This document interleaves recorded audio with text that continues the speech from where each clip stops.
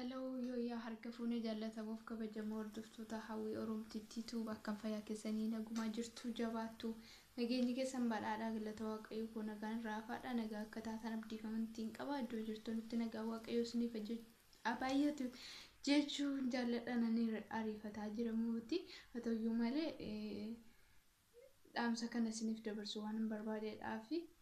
hawwina irra maal qabatee dhufte jechuun keessanii noolu kan hin qabadhee dhufe waan tokko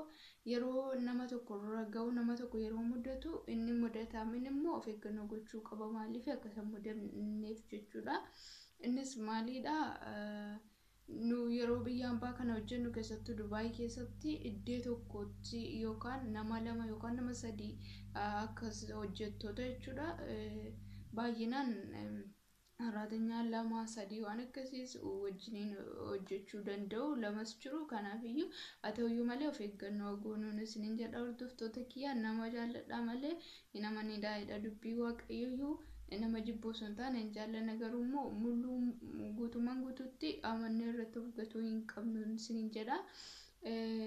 Nama hiriyaa yeroo walitti dhiyaannee yeroo hiriyummaan keenya jabaatee wajjiniin nyaannee wajjiniin dhugnee wajjiniin taphannee jennu shamarraa yeroo taanu waa'ee keenyaa wanti dhoskinu hin jiru jechuudha. Hamma qaama keenyaatti jechuudha wajjiniin nyaanna wajjiniin dhugna wajjiniin rafna yeroo uffatallee jijjiirrannu waan ishirra jirutu narra jira waan ta'eef shamarraa yoo taate hin qaanfadhu jechuudha sababii kanarraan kan ka'e barri hammaateera waan ta'eedhaaf birri ilaaluutu jira malee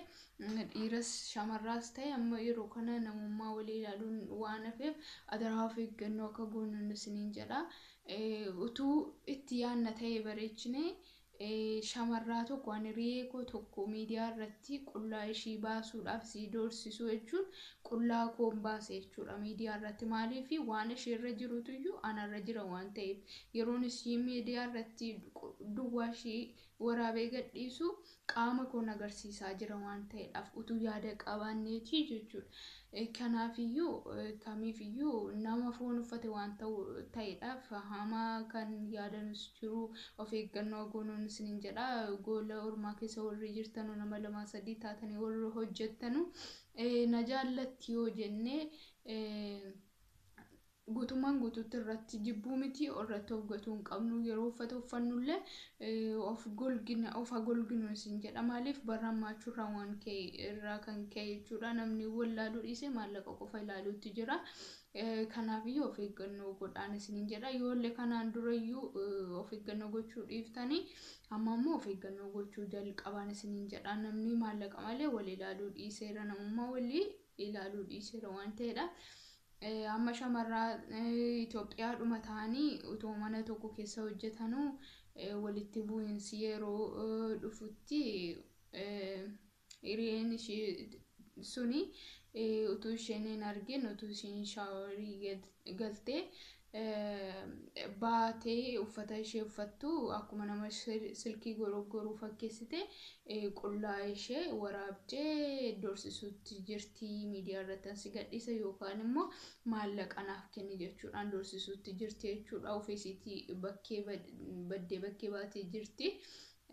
akkasitti doorsisuutti jirti barraammateera of eeggannoo godhaan isiniin jedha warri gola madaamii keessa nama lama sadii taatanii shamarree dhumaa ta'uu akkuma shamarree akka keessanii haa ta'uyyuu malee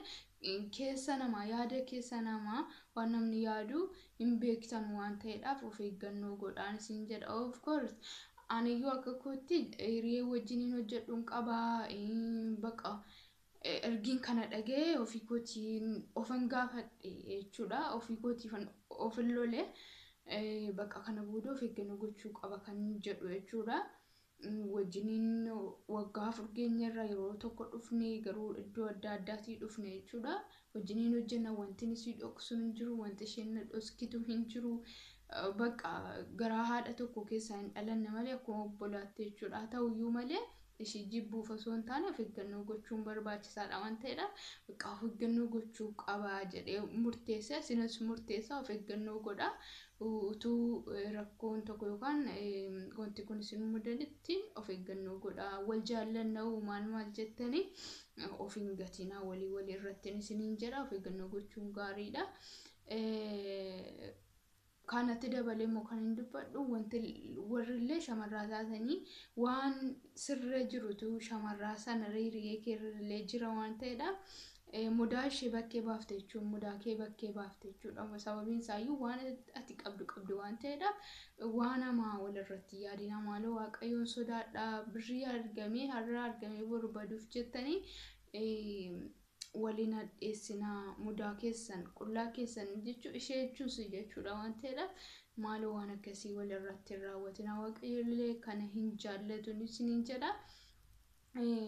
Amma dandeenye tokko waan gaarii waliif godhuuf ayyaannu malee waan hamaa walirratti gochuudhaaf akka hiyyaanin isiniin jedha sababiin isaayyuu akkuma hojii keenyatti waaqayyo nuuf kenna waan ta'eedhaaf yoo nu gaarii goone gaariidhaan nuuf deebi'a yoo nu hamaa goone hamaadhaan nuuf deebi'a jechuudha borummoo nurrattis namni biroo kana yaaduu danda'a kallattiin wanti tokko ittiin nu mudatu nu ittiin beeknu kanaafuu of eeggannoo godhaan isiniin jedha obboloonni koo gola madaamii keessa hojjettan hiriyaa ta'a amma kamiyyuu wal jaalladha amma kamiyyuu wal amanaayyuu malee maaloo of eeggannoo godhaan isiniin jedha yerootu bakka